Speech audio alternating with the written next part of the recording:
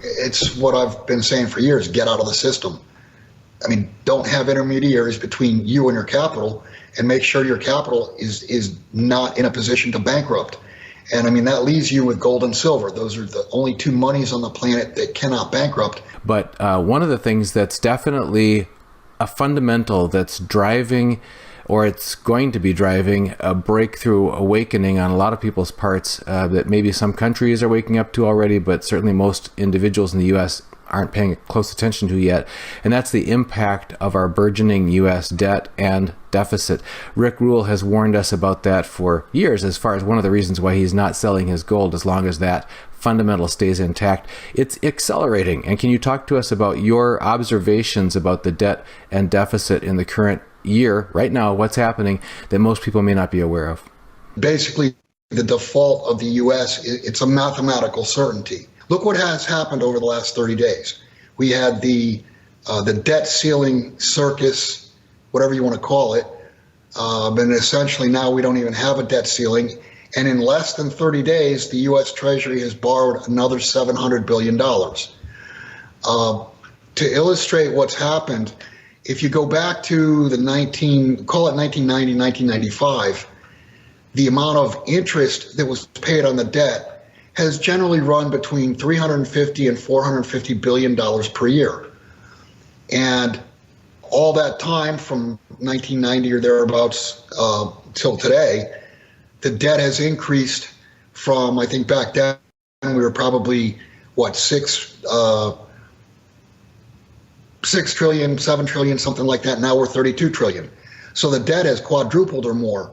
And the way they kept the debt service down was to continually lower interest rates until they got to zero. And right, exactly. And the debt service stayed in that range of 350 to 450 billion per year. Now we're at as we stand right now, the debt service looks to be about 850 to 900 billion. You know, you mentioned history tells us what happens to empires that have overextended themselves. We also have interviewed Steve St. Angelo from the SRS Rocco Report, and he talks about the fragility of overly complex societies. And this has happened even long before the Roman Empire. There's Asian huge empires and South American huge empires that crumbled in on themselves because their resource supply lines became too long. They couldn't get energy, they couldn't get food, they couldn't maintain enforcement and control over the people on the fringes of their empire. Well, and that's why I say our world, as an American, our world is going to change drastically. I mean, you know, you're used to being able to go to the grocery store 3-4 times a week, you know, stop by on your way home, pick something up or whatever. I think the supply chains, production, distribution, everything is going to be shaken up.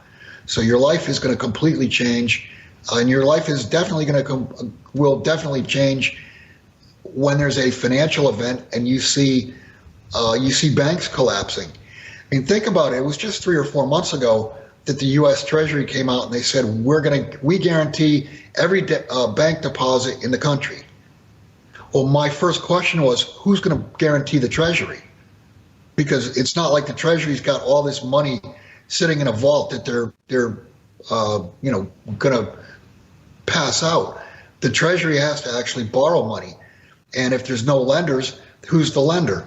The lender of last resort, the Federal Reserve. And they will also be the buyer of last resort when these dollars come home to our shores. They will be the only big buyer left. For the ordinary person who has worked and earned and saved and hoped for a better future, either retirement for themselves and some legacy to be able to pass on to their children and grandchildren, open our eyes about what assumptions that dream is built on, the American dream, I guess, because if all of those earnings are saved in dollars and not in real things, and those dollars are subject to this loss of confidence, et cetera, and the fragility of the banking system, which we haven't even started to talk about, where does that leave people who have worked all their lives for a financial future for themselves and their children? It leaves them destitute. I mean, that's the short and sweet answer, because if you saved in dollars, if you saved in something that's worth nothing, the true value of it is zero. And even though your bank statement says, you've got $1 million or $5 million or whatever amount of money in your accounts, your brokers, your insurance companies, and the dollar spends today, that doesn't talk about what the dollar will be worth tomorrow. It doesn't talk about what the dollar will be worth when there basically is the world gangs up on the United States, and that's where we're headed. You're going to wake up one morning. You worked your whole life. You did all the things you were told to do. You were prudent. You didn't take a whole bunch of debt. But when this event happens, you're going to wake up and you're going to be destitute. You're going to have whatever you have, and that's all you're going to have. Well, when we say whatever you have, people who say, well, I have either $1 million in the bank or $100,000 of cash under the mattress, all of those become worthless in that kind of an event. And then again, what happens if it costs $1,000 for a cup of coffee, and $5,000 for an actual meal, and $10,000 for a fine dining meal? And your electric bill now is, instead of $200 a month, it's $2,000 a month, or not $2,000, $20,000 a month. I mean, that's where we're headed. We are headed toward a debt implosion and hyperinflation at the same time. And this is what I talked about years and years ago and was laughed at when I talked about, I think we will have deflation and inflation at the same time. Inflation of the things you need to survive, and deflation of the things that you already own. Right, asset deflation, such as stocks being deflated, or real estate, your home value going down, that sort of thing. So where does that leave ordinary people who are trying to take prudent steps as they have their whole lives, but now that the curtain has been drawn back and it's been revealed that this system that you thought you understood, that if you just worked hard and did the right thing, you could save the fruits of your labor, you could be rewarded. You found out, wait a minute, I was working within a system that was never set up for my good. They're not following the rules of the Constitution and sound money and the Coinage Act of 1792 or any of that stuff.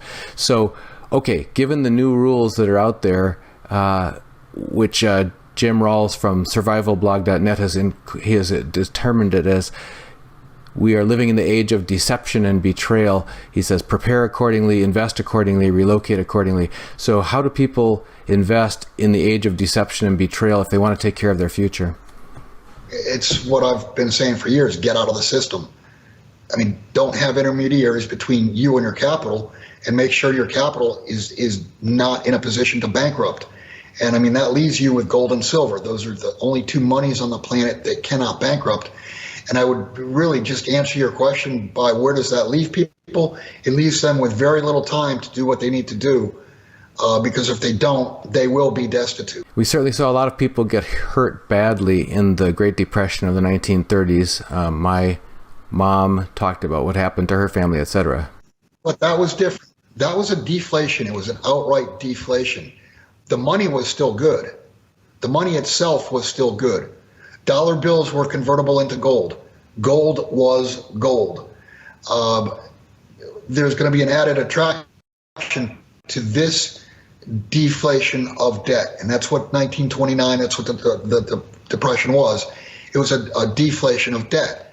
We're going to have a deflation of debt, but we're also going to have an implosion of the currency, because the currency today is not real. It's not backed by anything. The whole thing has been a mirage for at least 30 years.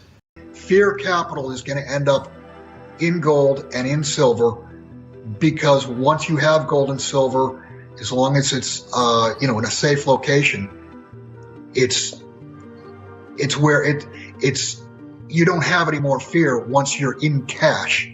And that's what gold and silver really are. They're cash. And think about this: